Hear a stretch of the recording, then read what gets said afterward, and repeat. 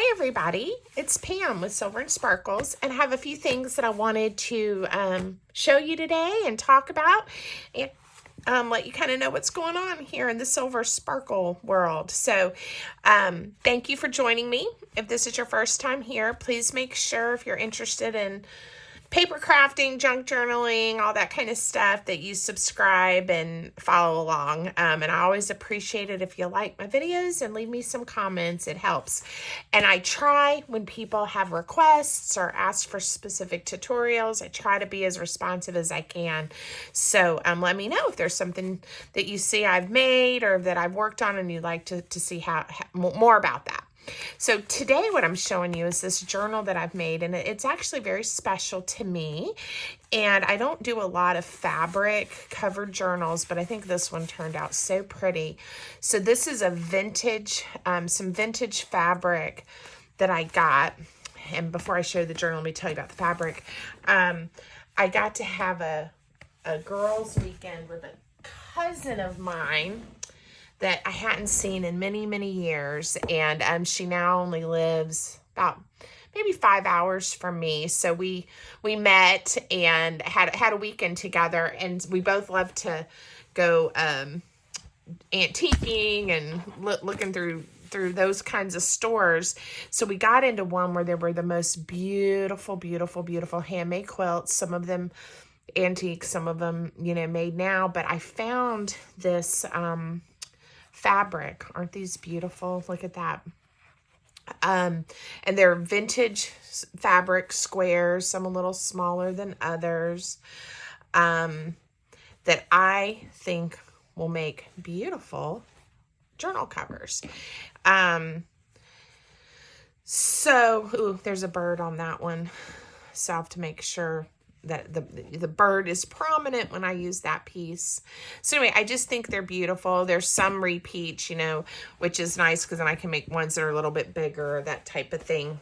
This took two of the squares to make this one. But anyway, Rebecca and I were spending the weekend together. We got into that quilt shop and we got to reminisce and talk about our grandmothers who were sisters, and how when we were children they used to quilt, and her job, she said, was to thread the needles. I don't even think I ever got a job. I played under the table and probably just got in the way. But we both said we wish we had paid more attention.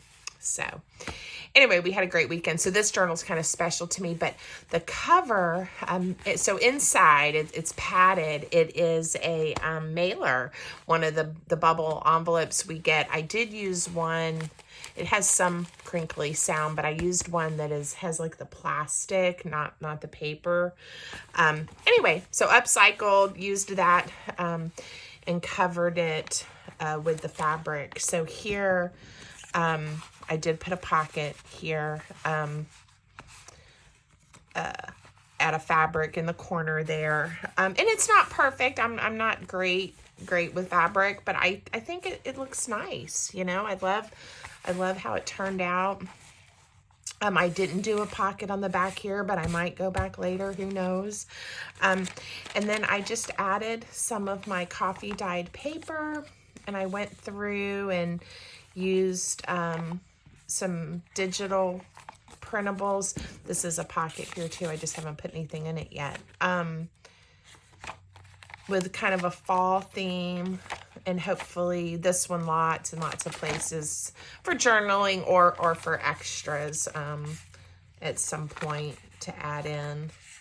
So really happy with how it turned out. I did put on every other page, oh, look at those fish. Every other page, I did do some kind of tab on the page, but one thing, and some were, I think, meant to be tabs, right? But others, like this was just a little word block with a definition. I love that owl. And I kind of just cut either into a tab shape. Some I just left the way they were. Like there's a circle, right? So lots of things. One thing the owl made me think of is a new subscriber on my YouTube channel commented on my owl ephemera that I made a little while back, not too long ago, and said she loved owls and had I ever made an owl journal. And I'm like, oh, you know, I have not. But now that you said that, I'm going to have to because I also love owls. So I'm going to have to go back through and find and gather together all my owl items and make one. So thanks for that suggestion. I did make a pretty long twine wraparound closure simply because I kind of liked how this looked with the extra wraps. So not that it was necessary. And this is just a vintage wood button. And I just love it. I love how it turned out. So that's one thing I've been working on that's been keeping me really busy. And then the other thing I wanted to show you that I'm really excited about, my daughter, one of my daughters, but my biological daughter, got to go to Italy this summer. She's a college student. And she brought me back this beautiful piece of paper. And it's huge. And amazingly, she brought it back, and look at how she said she had to fold it, which she was a little sad about, but it's still in great shape, great condition, and I love it.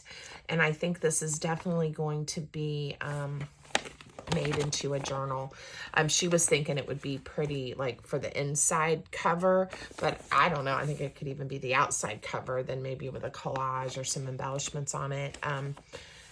Anyway, love it. It could even be some inside pages that are special. I'm not exactly sure what this beauty is going to turn into, but I just thought I'd tell you some of the things that I have that are inspiring me and I'm thinking about as we head into fall.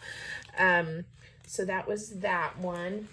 And then another thing that I'm going to be working on, for those of you that are like me and love fall, is, well, now I've got the owl journal on my mind, but I think I'm going to do one mushroom themed, and maybe with a bunch of leaves and things like that. So those are some things I've got that I'm thinking about. I always do some Halloween themed things this time of year, and I've already posted a couple of things. I'll show you. I've got a few printables already ready to go to do some fun tags and stamps. So that's on the horizon for Halloween. I do have a haunted house pop-up card that I'm going to make. I bought in an Etsy shop. You print it all out and then you assemble it.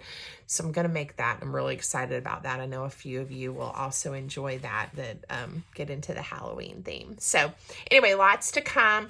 As I mentioned, I think in my video last weekend, I am about to go to Florida to celebrate my dad's 80th birthday. So I'll be a little busy the next couple of weeks, but I've got a few things pre-recorded and ready to go to share with you guys, and plenty of stuff to post, you know, on Instagram. So I'll be around, but not in my craft room as much as I would like the next couple of weeks. But I hope you guys all enjoy as we head into fall. I know I'm excited. Thanks for watching. And again, I appreciate each and every one of you. Have a great day.